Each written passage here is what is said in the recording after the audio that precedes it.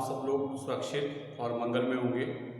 बच्चों, आज आपके लिए लेकर आए हैं माध्यमिक शिक्षा परिषद उत्तर प्रदेश कक्षा 11 के पाठ्यक्रम में काव्य, हिंदी काव्य में जो है भक्ति काल। पिछली वीडियो में आपको भक्ति काल के निर्गुण शाखा और उसकी उप शाखाओं के बारे में बताया गया था। आज मैं आपको भक्ति काल के सगुण, भक्ति काल की जो उप शाखाएँ हैं, कृष्ण भक्ति शाखा और राम भक्ति शाखा के विषय में बताऊंगा। तो जिन बच्चों ने अभी चैनल सब्सक्राइब नहीं किया है वो चैनल सब्सक्राइब कर दें। तो बच्चों शुरू करते हैं। यहाँ पर जो भक्ति काल है वो दो भागों में बांटा गया है, एक निर्गुण और एक सगुण। तो निर्गुण भक्ति जो शाखा का अवलोकन था वो हमने पिछले उसमें आपको पढ़ा दिया है। आज आपको जो है सगुण भक्ति शाखा के विषय में बताएंगे और उससे संबंधित जो उप शाखाओं में बटा हुआ है, कृष्ण भक्ति शाखा में और राम भक्ति शाखा में, उसके बारे में आपको पढ़ाया जाएगा। तो शुरू करते हैं। पहले सगुण भक्ति शाखा। सगुण भक्ति शाखा क्या है? निर्गुण भक्ति नीरस एवं कठिन होने के कारण जन साधारण को बहुत अधिक प्रभावित नहीं कर सकी। इस भक्ति में निवृत्ति मार्ग की प्रधानता के साथ साथ वैराग्य, ज्ञान, निराकार के प्रति प्रेम आदि की प्रधानता थी।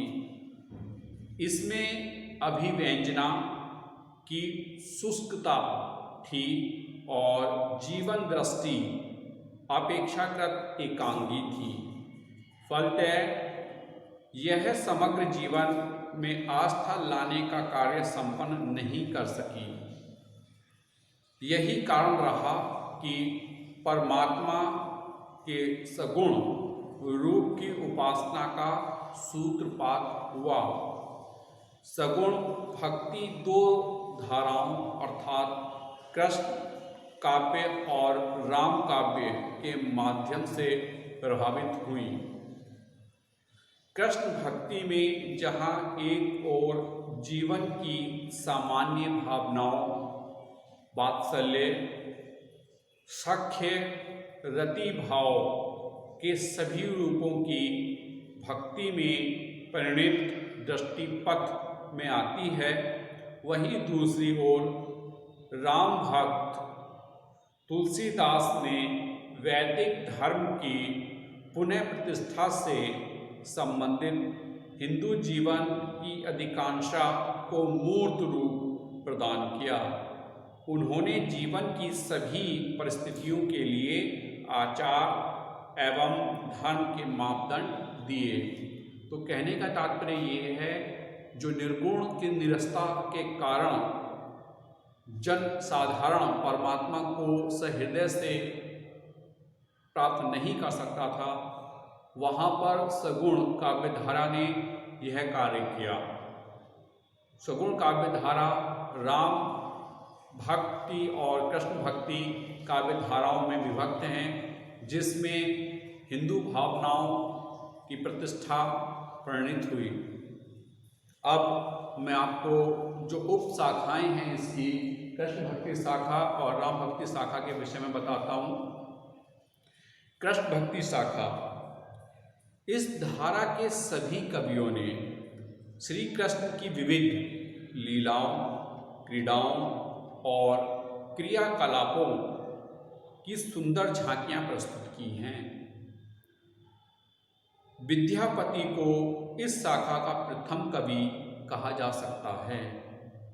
वल्लभ, निम्बार्क, राधा वल्लभ, हरिदासी एवं चैतन्य संप्रदायों ने भी कृष्ण लीला का गान किया है। श्री कृष्ण की बाल लीलाओं में वात्सल्य रस की प्रमुखता है। वल्लभ संप्रदाय ने कृष्ण के बाल रूप की ही आराधना की है।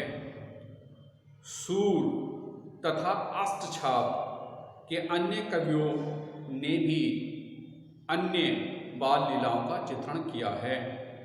सूरदास का बाल वर्णन अद्वितीय है और वे इस क्षेत्र में हिंदी के सर्वश्रेष्ठ कवि माने जाते हैं।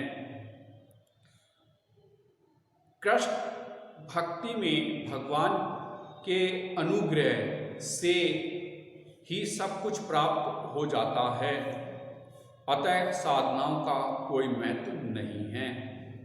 कृष्ण भक्ति शाखा के सभी कवियों ने ब्रज भाषा का प्रयोग किया है।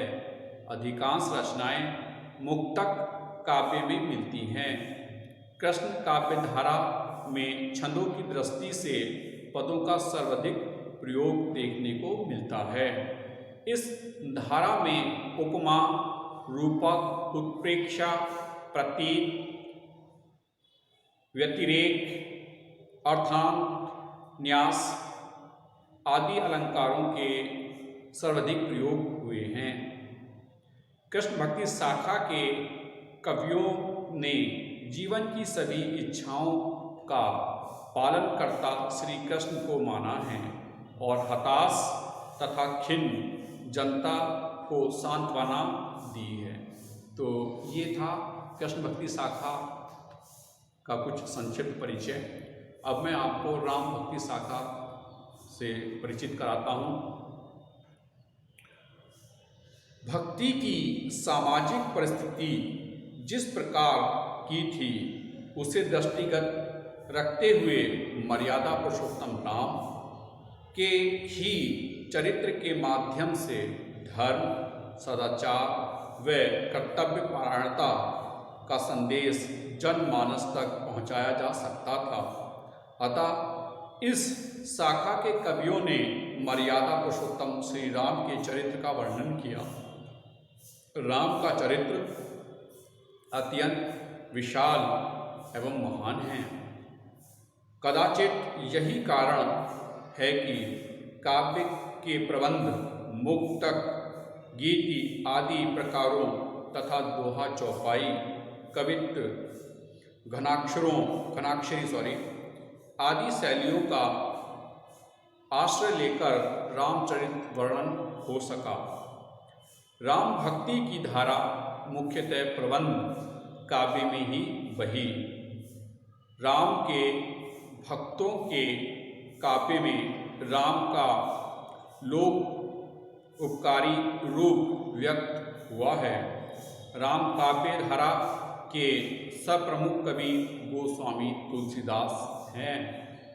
इन्होंने अवधी और ब्रज दोनों की भाषाओं में श्री राम